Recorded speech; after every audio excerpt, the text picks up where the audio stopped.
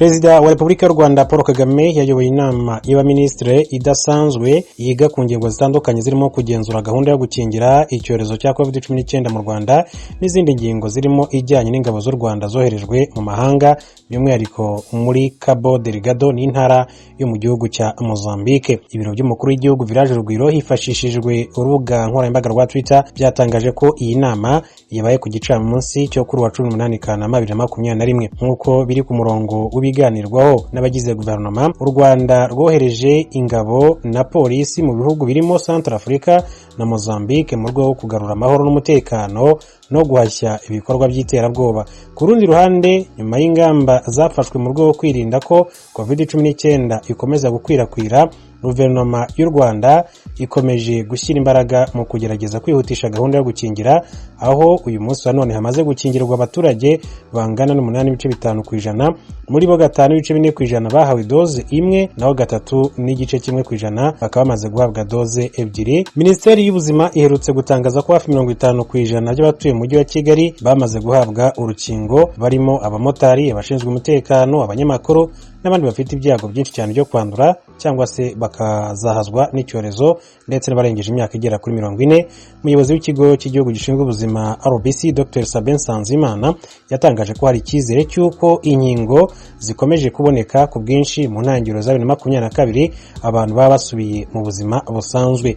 Yagize ati, nkurikije umuvuduko biriho inkingo ziri kwinjira, ati nkurikije ko nko mu mujyi wa Kigali abantu barengeje imyaka 40 hafi ya bose bamaze kubona urukingo, ejo bundi nitubona nyinshi no mu ntara turabigira dutyo, ati mbona tuzatangira 2022 abantu benshi bakingiye, ati niyo haba hari bakere bagifite ingingimira, ati dufite benshi bakingiye ntibyabuza ubuzima gufunguka.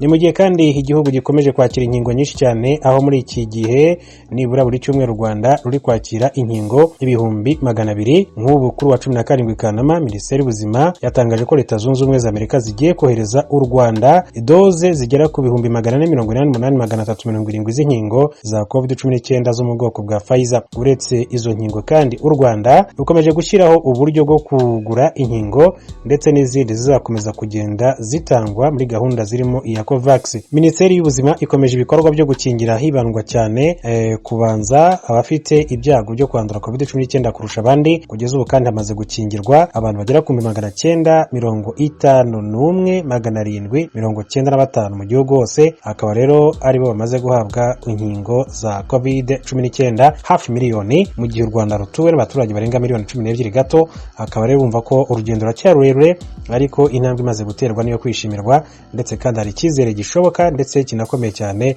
cy'uko ibintu bishobora kumera neza mu bihe biri imbere. Mu Burundi abakozi bakuru 8 bo mu biro by'umukuru w'igihugu bahagaritswe ku kazi mu gihe cy'iminsi 15. Abo bategetsi bararegwa kugera ku kazi bakererewe. Inkuru irambuye Pierre Claver niyo nkuru.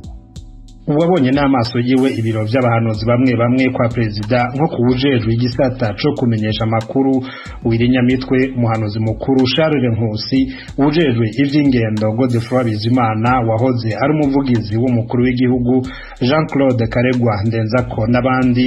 Yabwiye Ijwi ry'Amerika ko ku miryango y'ivyo biro hamanitse igipapuro canditse ko kwabo bategetsi bazogaruka ku kazi inyuma y'iminsi 15 uhereye kuri uyu wa mbere itariki 16 z'ukwezi k'umunani. Abandi barabwa n'ingingo nk'uko amakuru yo kwizera bivuga ni Albert Nasasagare yahora ari umukuru w'abajejwe kugendanira umukuru w'igihugu, Jean-Marie Rurimirije, Pascal Barandagiye yahoze ari umushikiranganje w'ubutungane, na Colonel Firme Mukwaya. Abo bose uko ari 8, itegeko ry'umukuru w'igihugu ryerekana ko ari abahanuzi mu bisata bitandukanye mu biro kwa perezida Evariste Ndayishimiye. Umwe mu bari kuri urwo rutonde yabwiye Ijwi ry'Amerika ko intandaro y'ibihano byahawe abo bategetsi ari ugusiba canke kudatonda ku kazi ku masaha. Ku munsi wa gatanu uheze hakiri kare mu gatondo, uwo mutegetsi yiganiye Ijwi ry'Amerika ko umuhanuzi mukuru mu bya gisivile, chef de cabinet civile mu biro by'umukuru w'igihugu Gabriel Nizigama yagendeye ibiro bitandukanye byose mu ngoro y'umukuru w'igihugu yitiriwe Ntare Rushatsi iri mu gisagara ca Bujumbura. Amakuru Ijwi ry'Amerika ryaronse yemeza ko Gabriel Nizigama atari yateguje abakorera muri ivyo biro. Ico gihe umukuru w'igihugu yari mu rugendo rw'akazi mu ntara za Gitega, Mwaro, Bururi n'ahandi. Umwe mu bahawe ivyo bihano yikeka ko umukuru w'igihugu ari we yatumye umuhanuzi mukuru mu vya gisivile kuraba ingene abakozi batandukanye bakora akazi iyo umukuru w'igihugu atari hari. Ibihano abo bategetsi bahawe bizorangira itariki 2 z'ukwezi kw'icenda nk'uko itangazo note circulaire mu rurimi rw'igifaransa riri ku miryango bakoreramwo ribivuga. Uwaribonye niko yemeje, yongera ko bose bahawe urupapuro rubahana rusinyweko n'umunyamabanga mu biro vy'umukuru w'igihugu. Ijwi ry'Amerika ryashatse kumenya vyinshi kuri iyi nkuru maze tubaza umuvugizi w'umukuru w'igihugu umupfasoni Everine Butoyi, yamara ntaco yashimye kubivugako. N'ubutumwa bwanditse yarungikiwe n'umumenyeshamakuru w'Ijwi ry'Amerika ntiyabwishuye.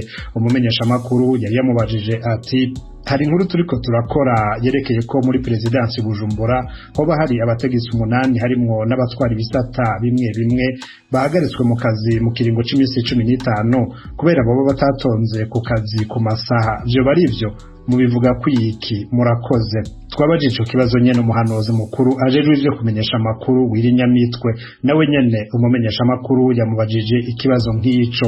Kuri ico kibazo umumenyesha amakuru yamwongereko ati: namwebwe mwoba muri kuri urwo rutonde. Yamara nawe irinyamitwe nta nyishu yaduhaye.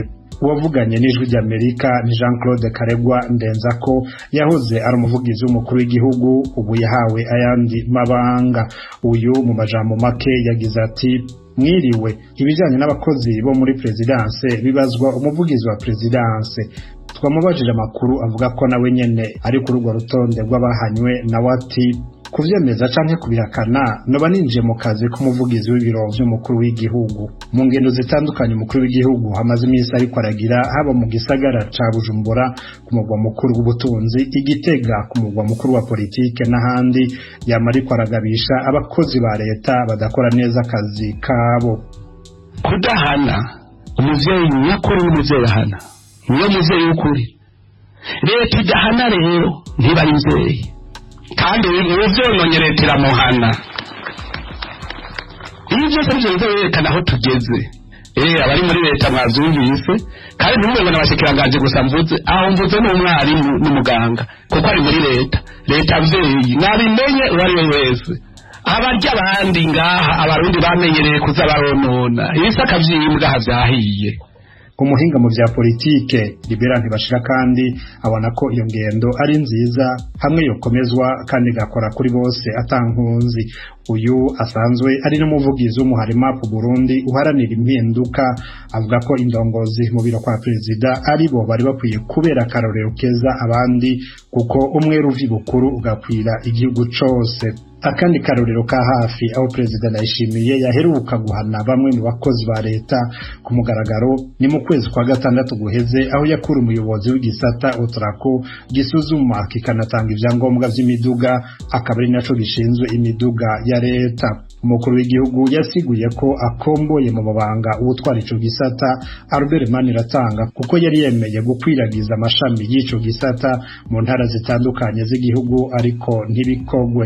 Inyuma y'indwi zibiri akuwe, amashami y'ico gisata ca Otrako yaciye kwiragizwa mu ntara zitandukanye nka Gitega. Pierre Claver Nkuru, Kigali, ku bw'Ijwi ry'Amerika.